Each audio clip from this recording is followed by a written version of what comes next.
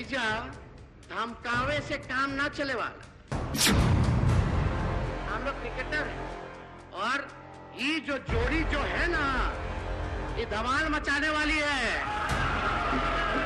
एक बात समझ जाइए, आप लोगों का डिजाइन तो सब लोग जानते हैं।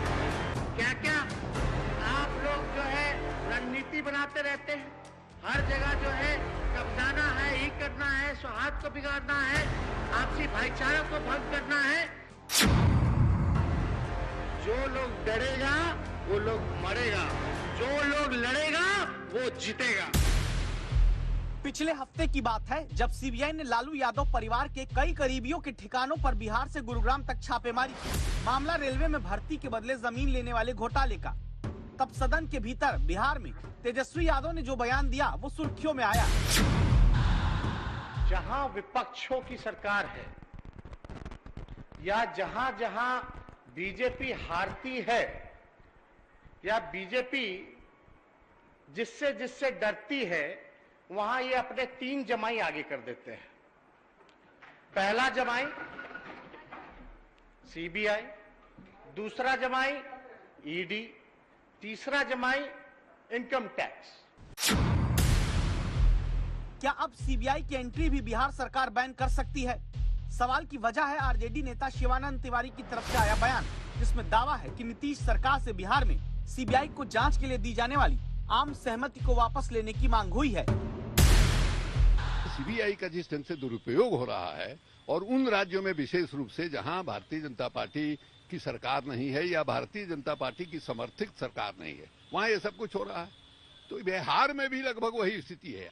कल जो निर्णय हुआ महागठबंधन के सभी घटक दलों का, उन लोगों ने यूनानिमसली ये सरकार से कहा है कि जो कॉन्सेंट देने का प्रावधान है दिल्ली पुलिस एक्ट के धारा 6 में, और इसी आधार पर बाकी 9 राज्यों ने कॉन्सेंट अपना विड्रॉ किया है, बिहार को भी विड्रॉ करना चाहिए। विभिन्न राज्यों में राज्यों के अधिकार को भी अतिक्रमण कर करके इसका दुरुपयोग कर रहे हैं और नतीजा 0 सन्नाटा है।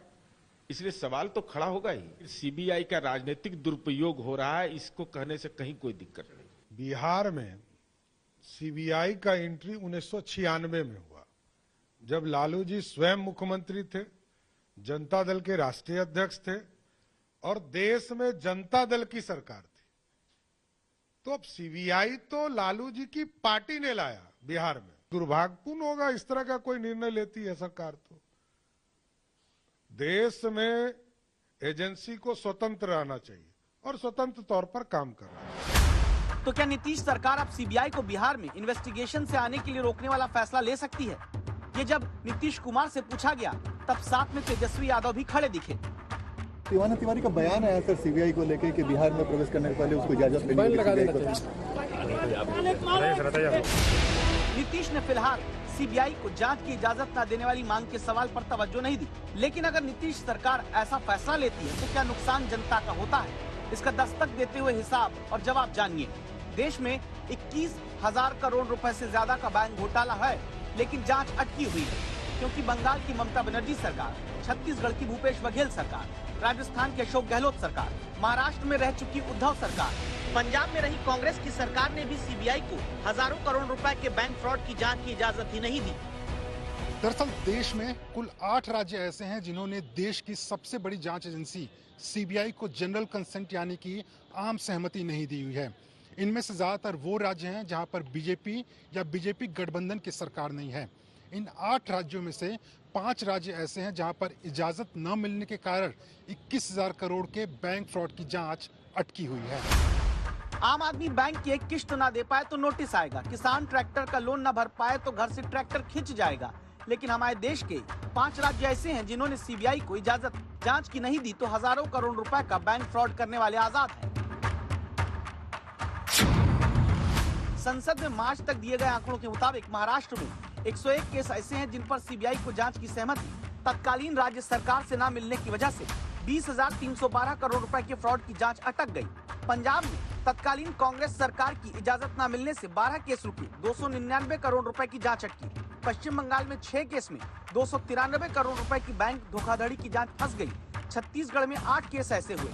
राज्य ने जांच की सहमति सीबीआई को नहीं दी तो राज्य में 157 करोड़ रुपए के बैंक फ्रॉड की इन्वेस्टिगेशन आगे नहीं बढ़ी। राजस्थान में एक केस ऐसा अटका है जिसमें 12 करोड़ का बैंक फ्रॉड हुआ। अब सियासत की वजह से देश में बिहार ने भी सीबीआई को जांच की आम सहमति देने से इनकार करने का फैसला आगे कर लिया तो यकीन मानिए जांच एजेंसी के दुरुपयोग वाली राजनीति थमेगी कि नहीं ये नहीं कह सकते, लेकिन भ्रष्टाचार के खिलाफ देश की लड़ाई को चोट जरूर पहुंचेगी। दिल्ली से मुनीश पांडे के साथ रोहित सिंह, पटना आज तक।